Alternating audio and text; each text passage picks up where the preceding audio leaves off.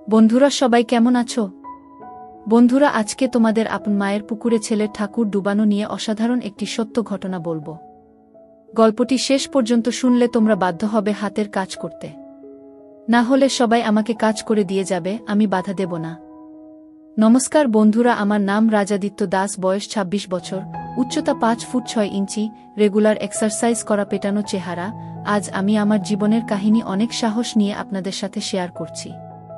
এবার মূল কথায় ফিরে আসি, সেটা হলো আমার মা। আমার মায়ের নাম বুলি দাস, বয়স ৪৯ বছর। মা খুব একটা লম্বা না, ৫ ফুট থেকে কিছু কম। মার ওজন খুব বেশি না, ৫৫ কেজি হবে, তবে হালকা চর্বি আছে, সাথে সিজারের কাটা দাগ, যেটা আমার আর আমার বোনের জন্মের সময় হয়েছিল। আমার বোন মাত্র ২ বছর বেঁচে ছিল। বোন মারা যাবার পর মা বাবা দুজনেই খুব ভেঙে পড়ে। আমি ৫ বছরের ছোট ছেলে ছিলাম, তাই বোন হারানোর কষ্টটা খুব একটা বুঝতে পারিনি। মা বোন জন্ম হবার পর অপারেশন করিয়ে নেয় যাতে আর বাচ্চা না হয়। বোন চলে যাবার পর বাবা খুব দুঃখী হয়ে পড়ে আর খাবারের প্রচুর অনিয়ম করে, এতে বাবার কিডনি খারাপ হয়ে যায়, আর কিডনির অসুখেই বাবা মারা যায় আজ থেকে ১৮ বছর আগে। আমি আর বিধবা মাকে সেই থেকে বাড়ির বাকি লোকেদের কাছে অনেক অপমান সহ্য করতে হয়। বাবার পোস্ট অফিসে চাকরি ছিল, ওখান থেকে যে টাকা পাই তাতে আমাদের চলে। মা খুব শিক্ষিত না হওয়াতে বাবার চাকরি মা করতে পারে না। ছোট থেকেই পড়াশোনায় ভালো ছিলাম, তাই ২ বছর আগে চাকরি পেয়ে যাই ভালো পোস্টে। ৬ মাস ট্রেনিংয়ের পর কলকাতাতে পোস্টিং হয় আমার মিউনিসিপাল কর্পোরেশনের সহকারী অফিসার হিসেবে। কলেজ লাইফে প্রচুর মেয়েদের সাথে সম্পর্কে জড়াই, ওসব কাজেতে খুব পারদর্শী হয়ে পড়ি। বাবা চলে যাবার পর আমি ও মা একে অপরকে আঁকড়ে ধরে বেঁচে থাকি। বাড়ির বাকি লোকেদের অন্যায় ব্যবহারের পর ও আমার বিধবা মা নিজের মনের জোরে আমাকে ভালোবাসা দিয়ে বড় করে তোলে। আমাদের ভাগে ২টি রুম, সাথে রান্নাঘর ও বাথরুম। ছোটবেলায় মার সাথে ঘুমাতাম, কিন্তু মাধ্যমিক পরীক্ষার পর আলাদা ঘরে ঘুমাতে চাইলে মা মানা করে, তাই অন্য ঘরে পড়াশোনা করে রাতে মার সাথেই ঘুমাতাম। কলেজে পড়ার সময় পড়া ছাড়াও ওসব নিয়ে খুব ভাবতাম, আর বাড়িতে লুকিয়ে লুকিয়ে ভিডিও দেখতাম আর বাথরুমে হাত দিয়ে। মা আমাকে আদর করত সবসময়, আর আমিও মাকে খুব ভালোবাসতাম ও শ্রদ্ধা করতাম, তবে মাকে কখনো অন্য নজরে দেখিনি। মা বাবা চলে যাবার পর ও অন্য কোনো সম্পর্কে জড়ায়নি ও আমাদের মাঝে কোনো তৃতীয় ব্যক্তিকে আনেনি, শুধু আমাকে ভালোবেসে নিজের সব চাহিদাকে বিসর্জন দিয়ে বেঁচে আছে, তাই মার প্রতি আমি খুব শ্রদ্ধাশীল। ২২ বছর বয়সে আমি গ্রাজুয়েশন পাস করে আমি কোচিং-এ ভর্তি হই ও সরকারি চাকরির পরীক্ষার জন্য প্রস্তুতি নিতে শুরু করি, ও ধীরে ধীরে বান্ধবীদের সাথে যে ওসব কাজ করতাম সেটা আস্তে আস্তে বন্ধ হয়ে যায়, তাই হাত দিয়ে কাজ সারতে থাকি। ইতিমধ্যে মার সুগার ধরা পড়ে, তাই মার যত্ন ও পড়াশোনা নিয়ে খুব ব্যস্ত হয়ে পড়ি, কারণ একটা ভালো চাকরি পেয়ে মার মুখে হাসি ফোটানো আমার একমাত্র লক্ষ্য হয়ে দাঁড়ায়। আমার চেষ্টা সফল ও হয়, আমি চাকরি পেয়ে যাই, এতে মার চোখে আনন্দে জল চলে আসে। আমি চাকরির ট্রেনিং-এর জন্য বাইরে যাই। ট্রেনিং শেষ হলে কলকাতাতে পোস্টিং পাই। একাই কলকাতা যাবার সিদ্ধান্ত নিই, কারণ আমি ভেবেছিলাম আগে চাকরিতে স্থিত হই, তারপর মাকে নিজের কাছে নিয়ে যাব। মা রাজি না হলেও আমি জোর করে একা কলকাতা চলে আসি, আর এক বেডরুম, বাথরুম আর কিচেনের একটা ফ্ল্যাট ভাড়া নেই। নতুন চাকরির কাজের চাপ এ নিজের যত্ন নেবার কথাই ভুলে যাই। সারাদিন অফিস, বাড়ি ফিরে হোটেলের খাওয়া দাওয়া করি, আর অভ্যাসবশত রেগুলার ভিডিও দেখি আর হাত দিয়ে কাজ সারা আর সিগারেট টানার বাজে অভ্যাস শুরু করি। এতে হিতে বিপরীত হয় আর আমার টাইফয়েড হয়ে যায়, খুব অসুস্থ হয়ে পড়ি। তখন মা খুব ভয় পেয়ে যায় আর মামাকে সাথে করে নিয়ে কলকাতাতে চলে আসে আমার সাথে একবারে থাকার জন্য। টাইফয়েডের ইনফেকশন কমে আসেতে মামা চলে যায়। মামা চলে যাবার পরে মা সারাদিন আমার যত্ন করে, আমাকে খাইয়ে দেয়, আমার সব কাজ করে। স্নান করিয়ে দিতে চাইলে আমি রাজি না হওয়াতে মা আমাকে বাথরুম-এ ধরে ধরে নিয়ে যায় আর দরজার বাইরে দাঁড়িয়ে থাকে। এভাবে আস্তে আস্তে সুস্থ হতে থাকি। ডাক্তার আরও কিছুদিন বেড রেস্ট নিতে বলে। এদিকে মা থাকাতে অনেক দিন ভিডিও দেখতে পারছি না, তাই ছটফট করছি জ্বালায়। এভাবে হঠাৎ করে একদিন ফোনের নেট ঘাঁটতে ঘাঁটতে একটা গল্পের সাইট খুলি। গল্পের মেয়েটির জায়গায় ক্যাটরিনা কাইফকে মনে করি আর ছেলেটির জায়গায় নিজেকে। এভাবে নিজেকে শান্ত করি। এভাবে আর ২ মাস কেটে যায়। এরপর একদিন রাতে মার খুব পেচ্ছাপ পেয়েছিল, তো মা দৌড়ে বাথরুমের ভেতরে ঢুকে লাইট জ্বালিয়ে কোনোমতে পেচ্ছাপ করতে বসে। মা হয়তো ভেবেছিলি আমি ঘুমোচ্ছি, তাই দরজা বন্ধ করে, কিন্তু আমি গল্প পড়ছিলাম, তাই মাকে দেখে ফোন নামিয়ে পাশে রেখে দিই ও ঘুমানোর অভিনয় করি। হঠাৎ মাকে এভাবে দৌড়াতে দেখে দরজার দিকে তাকাই আর আমার মাথা নষ্ট হবার জোগাড়। কোনোদিনও মাকে এভাবে দেখিনি। পরক্ষণেই নিজেকে সংযত করি ও ভৎসনা করি। মাকে আমি কিছু বুঝতে দিই না, কিন্তু রাতে মা যখন আমাকে ধরে ঘুমায় তখন কেন জানি না আমার কেমন জানি হয়। নিজের মধ্যে এই পরিবর্তন আমাকে অবাক করে দেয়। এর মধ্যে একদিন রাতে গল্প ঘাটছিলাম তো হঠাৎ একটা মা ছেলের গল্প পাই। তারপরে মাথা আমার কাজ করা বন্ধ করে দেয়। একটু আলাদা রকম ফিলিং হয়, নিজের উপর রাগ ও হয়, কিন্তু আলাদা রকম উত্তেজনা হয়। একটার পর আরেকটা গল্প পড়তে শুরু করি ও ধীরে ধীরে আসক্ত হয়ে পড়ি। এমন পাগল হয়ে যাই যে গল্পের মায়ের জায়গায় আমার বিধবা মা ও নিজেকে কল্পনা করি। বাবু, তুই এখনো ঘুমাসনি? কত রাত হলো বলতো? এমন করলে তো আবার শরীর খারাপ করবে। তাড়াতাড়ি ঘুমা আর ফোন ঘাটা বন্ধ কর। ও আমি একটু ঘাবড়ে যাই। মা আমার বুকে হাত রেখেছিলি, ভাগ্য ভালো একটু নিচে রাখেনি, তাহলেই খুব বাজে ঘটনা ঘটে যেত। বাবা মারা গেছে প্রায় 18 বছর, মারও জ্বালা আছে নিশ্চয়ই। বাড়িতে আমার বিধবা অভুক্ত মা থাকতে বাইরে কেন যাব? আমাদের মধ্যেও কিছু হলে সেটা একবারে সুরক্ষিত হবে, কেউ জানবেও না, বাচ্চা হবার ও ভয় নেই। কিন্তু বড় প্রশ্ন হলো, আমি মাকে রাজি কি করে করব? ট্যাবলেট বা ঘুমের বড়ি দিয়ে কাজ করা আমার পছন্দ না, যা হবে অর্গানিকভাবে, মায়ের ইচ্ছাতেই। কিন্তু সেটা কিভাবে হবে বুঝে পাই না। প্রচুর রিসার্চ করি কিন্তু কোনো লাভ হয় না। আমি বিপাকে পড়ে যাই, কিভাবে কি করব? চোখের নিচে কালো দাগ পড়ে যায়। মা শুধু জিজ্ঞেস করে, বাবু তোর কি হয়েছে? কিন্তু আমি কিছু বলতে পারি না। আমার জন্মদিনের দিন মা নিজের মতো করে আয়োজন করে, আমরা আনন্দ করি। এরপর মা আমাকে বলে, জন্মদিন একই উপহার নিবি বাবু? আমি তখন বলি, মা তুমি সুখী থাকবে, খুশি থাকবে, তোমাকে ভালো যেন রাখতে পারি সেই আশীর্বাদটা দাও। মা বলে, তুই আমার খুব ভালো ছেলে, আমার স্বপ্নগুলো পূরণ করছিস, আমি খুব খুশি। এই কথা বলে মা কপালে আর গালে একটা হামি দেয়। আমিও একটা হামি দিই। এরপর মা বলে, বাবু একটা সত্যি কথা বলতো, রাতে তুই ঘুমাস না কোনো? চেহারাটা তোর কেমন হয়ে যাচ্ছে, আমার থেকে কি লুকোচ্ছিস? আমি বলি, কিছু কথা আছে, সেটা তোমাকে বলা যাবে না। এই ঘটনার দুদিন পর রবিবার দুপুরে মা স্নান থেকে বের হয়।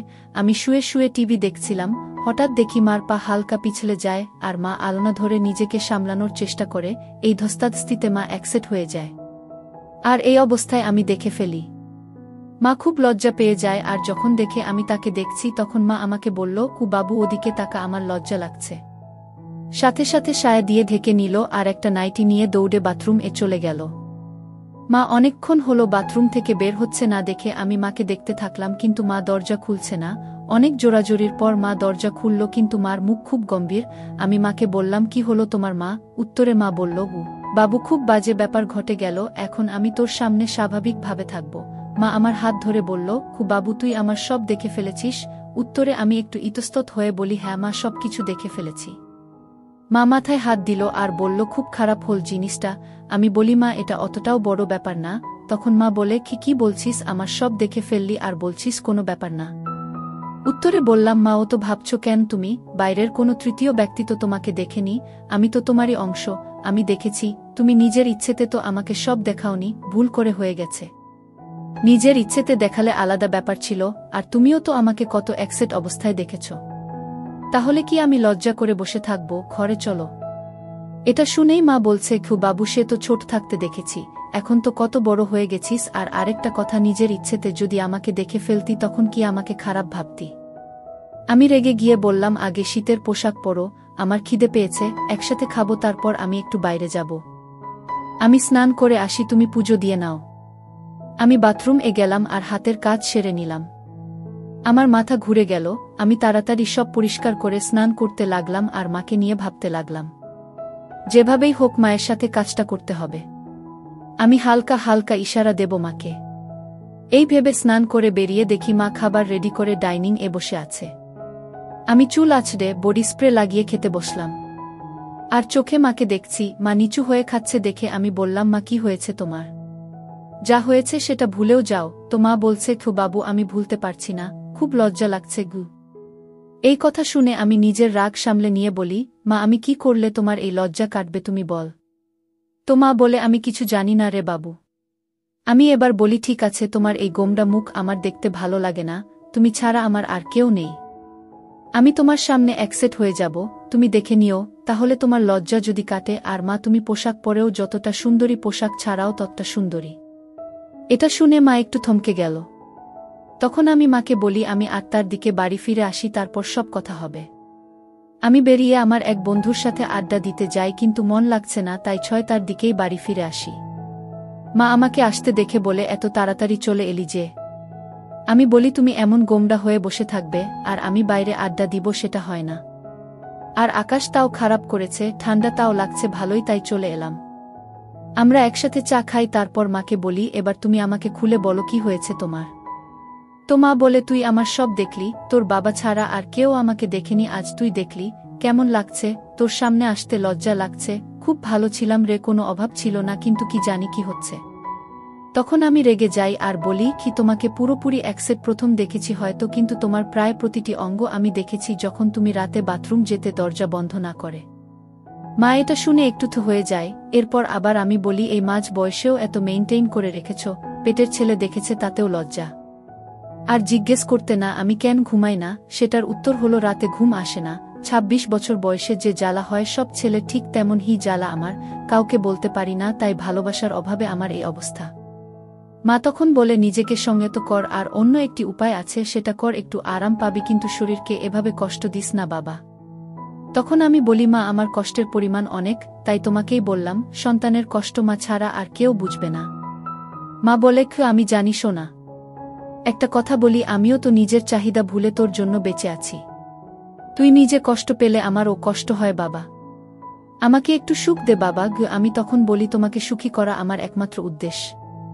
আজকে রান্না করতে হবে না, বাইরে থেকে খাবার অর্ডার করছি, কাল তো ছুটি, কালকে বাড়িতেই আছি, তাই হালকা খাওয়া যাবে। মা এবার বলে বাবু এটা বুঝিস আমরা মা ছেলের মাঝে আমি কোনোদিনও কাউকে আনিনি, তুই ও আমাকে একটু সুখ দিস তাহলেই হবে। আমি বলি তোমার জন্য আমি সব করতে পারি, যেমন তোমার লজ্জা ভাবটা আগে কাটাই বলে বাথরুম গিয়ে হাত পা ধুই আর সব বাইরের জামাকাপড় ছেড়ে একসেট হয়ে বাইরে বের হই। মা চা খাচ্ছিল, আমাকে এই অবস্থায় দেখে চমকে যায় আর মার হাত থেকে কাপ নিচে পড়ে যায়। মা বলে উঠে বাবু এ কি অবস্থা তোর, কেন এমনটা করলি? আমি ওই অবস্থায় মার সামনে গেলাম আর মাকে বললাম তোমার লজ্জা কাটানোর জন্য আর কোনো উপায় ছিল না, তুমি তো নিজের ইচ্ছেতে সব কিছু দেখাওনি, তাও লজ্জা পাচ্ছ। আমি নিজের ইচ্ছেতে তোমাকে সব দেখলাম, কিন্তু দেখো মা আমার একটু ও লজ্জা করছে না। তোমার লজ্জা আশা করি এবার কেটে যাবে, আমরা একে অপরের পরিপূরক, আমাদের মাঝে কেউ আসবে না, তোমার সব কষ্ট আমি দূর করব। এভাবে মনমরা হয়ে থাকবে আমি সেটা দেখতে পারছিলাম না। মা আমার কথাগুলো শুনছিল আর এক দৃষ্টিতে আমাকে দেখছিল। তারপর মা বলল খুব কাপড় পরে নে, অসভ্য ছেলে, ঠান্ডা লেগে যাবে। আর লজ্জা করব না ঘি বলে দাঁড়ালো আর একটা হামি দিল আর রান্নাঘরে চলে গেল। নিজেকে আয়নাতে একবার দেখলাম আর ভাবলাম চেহারাটা বেশ আমার। আমি এবার পোশাক পরে নিলাম। ইতিমধ্যে খাবার চলে আসলে আমরা তাড়াতাড়ি খেয়ে নিলাম। বাইরে ঝড় বৃষ্টি শুরু হলো, লোডশেডিং হয়ে গেল। আমরা সব ঠিকঠাক বন্ধ করে ইনভার্টার দিয়ে ছোট বাল্ব চালিয়ে শোবার জন্য রেডি হলাম। আমাদের ফ্ল্যাটটা 3rd ফ্লোরে, ওই ফ্লোর আরেকটি ফ্ল্যাটই আছে, কিন্তু ওনারা বাইরে থাকে। আমাদের উপরে টেরাস গার্ডেন। মা শুয়ে পড়ল, আমি বাথরুম গিয়ে মার কথা ভেবে কাজ করতে লাগলাম, কিন্তু মা ডাকাডাকি করাতে ঘরে চলে আসলাম। মা ঘরে আসতেই জিজ্ঞেস করল এতক্ষণ কি করছিলি গু? আমি বললাম পটি করছিলাম। তো মা হঠাৎ বলে উঠল পটি করছিলি না অন্য কিছু করছিলি কে জানে। আমি কিছু বললাম না, জল খেয়ে সোজা বিছানাতে উঠলাম ও কম্বল গায়ে দিয়ে মাকে বললাম মা আরও গল্প করি, নিজেদের সুবিধা অসুবিধা সব বুঝি, কেবল 10টা বাজে, কাল ছুটি, দেরি করে উঠব। মা বলল ঠিক আছে, আজ থেকে আমি তোকে ঘুম পাড়িয়ে দেব গু। আমি বলি মা একটা কথা জিজ্ঞেস করব, লজ্জা পাবে না বা রাগ করবে না?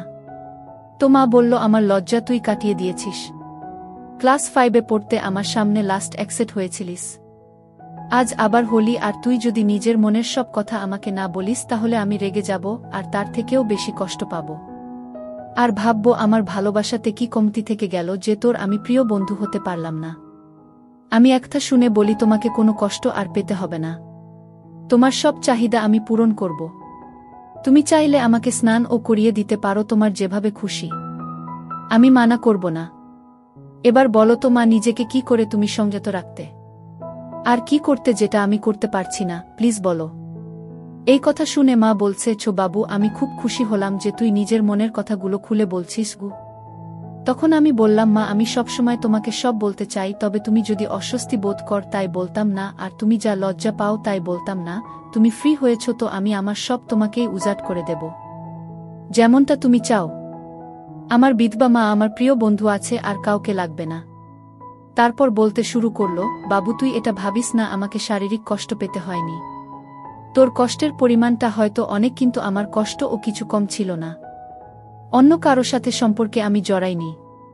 তোর মুখ দেখেই নিজেকে সংযত রেখেছি। কখনো কখনো নিজেকে নিজেই ঠান্ডা করতাম, বাস আর কিছু না। জানতাম এটা শরীরের জন্য ঠিক না, কিন্তু আমার আর কিছু করার ছিল না। তোর জন্য সব কিছু বিসর্জন দিয়েছি বাবু। আমাকে এবার একটু সুখের মুখ দেখাস। আমার একটু খারাপ লাগল। আমি বললাম, সরি মা, আগে যা হয়েছে ভুলে যাও। আমি তোমাকে এখন থেকে এতটা ভালোবাসব, আদর যত্ন করব, তুমি সব কষ্ট ভুলে যাবে। মা তখন বলল, বাবু, তোর তো উপায় আছে নিজের চাহিদা মেটানোর, তাহলে নিজেকে নিজে ঠান্ডা করার চেষ্টা করিস না। খুব খারাপ। আমি বলি, মা, ডাক্তার ও আমাকে মানা করেছে, কিন্তু মা, আমার কোনো বান্ধবী নেই। আমি এখন কোনো সম্পর্কে জড়াবো না, আগে তোমাকে পৃথিবীর সুখ দেই, তারপর দেখা যাবে। তখন মা বলে, কি আমার ছেলে বড় হয়ে গেছে, কিন্তু সব সুখ কি আর পারবি? সব সুখ সবার কপালে থাকে না। তখন আমি বলি, কি এমন সুখ যেটা তোমার ছেলে তোমাকে দিতে পারবে না মা? তখন মা আমার গাল এ হাত দিয়ে আমাকে বলে, পারবি না রে বাবু, পারবি না, আমাকে ওই সুখ দিতে পারবি না। আমি বলি, কোনো মা, আমি কেন পারবো না? নিজেকে ও তোমাকে সব সুখ দেব, তোমার সব চাহিদা পূরণ করব, এই প্রমিস করেছি। শুধু তোমাকে মুখ ফুটে বলতে হবে। মা তখন বলে, কি ছেলেকে কি এটা বলা যায় বাবু? পৃথিবীর সবচেয়ে নিষিদ্ধ জিনিস, লোকে জানলে থুথু করবে। আমি মার হাত ধরে বলি, মা, একটা কথা আমার মাথার দিব্যি দিয়ে বলো তো, তুমি কি সত্যি চাও না আমাকে উপযুক্ত মনে করো না? আমাদের দুজনের এই জীবন, এই একাকী জীবন, আমাদের মাঝে কেউ কোনো দিন আসেনি আর আসবেও না। আমার জন্য সব বিসর্জন দিয়েছিলে, আমার জন্যই সব ফিরে পাবে। তুমি নিজেই বললে তোমার ছেলে বড় হয়েছে আর আমরা বেস্ট ফ্রেন্ড, তাহলে কি মা আমি? মা কান্না করে উঠল আর বলল, কি তোর থেকে উপযুক্ত আর কেউ না রে বাবু, শুধু আমার মাতৃত্ববোধ আমাকে আটকাছে। আমি তখন বলি, আমি কিছু কথা বলবো, তাহলে তোমার মাতৃত্ববোধ আরও জেগে উঠবে, কিন্তু সেটা আমাকে আপন করার দিকে। মা, তুমি কি জানো, আমি শরীর খারাপের সময় ইন্টারনেট থেকে গল্প পড়তাম আর নিজেকে ঠান্ডা করতাম। গল্প পড়ে হঠাৎ তোমার আর আমার কথা মনে পড়ে যায় আর খুব গরম হয়ে যায়। মনের চাহিদা তোমাকে পাবার চাহিদাতে পরিবর্তন হয়, কিন্তু কোনো পথ খোলা না থেকে খুব কষ্ট পাই। ডাক্তার দেখায়, সেটা তো তুমি জানোই মা। মা, তোমার ছেলে বেড়াজালে জড়িয়ে পড়েছে। আমি খুব কষ্ট পাচ্ছি মা, আমাকে বাঁচাও। তোমাকে লুকিয়ে লুকিয়ে দেখি, তাই সেদিন তুমি খুব লজ্জা পাচ্ছ দেখে আমি নিজেই অ্যাকসেপ্ট হই, সব দেখানোর জন্য। আমি তোমাকে সুখ দিতে চাই, তোমাকে সুখী করতে চাই, ছেলের কর্তব্য পালন করতে চাই। তুমিও আমার কষ্ট দূর করে মায়ের দায়িত্ব পূরণ কর। আমাকে নাও মা। মা তখন বলে, কি তোর মনে এত কিছু ছিল বাবু, তোকে আমি নিরাশ করব না বাবু। আমাকে সুখ দে, তবে বন্ধুর মতো না, যা হবে মা ছেলে হয়েই, আমি মা হয়েই তোর কাছে সব চাই।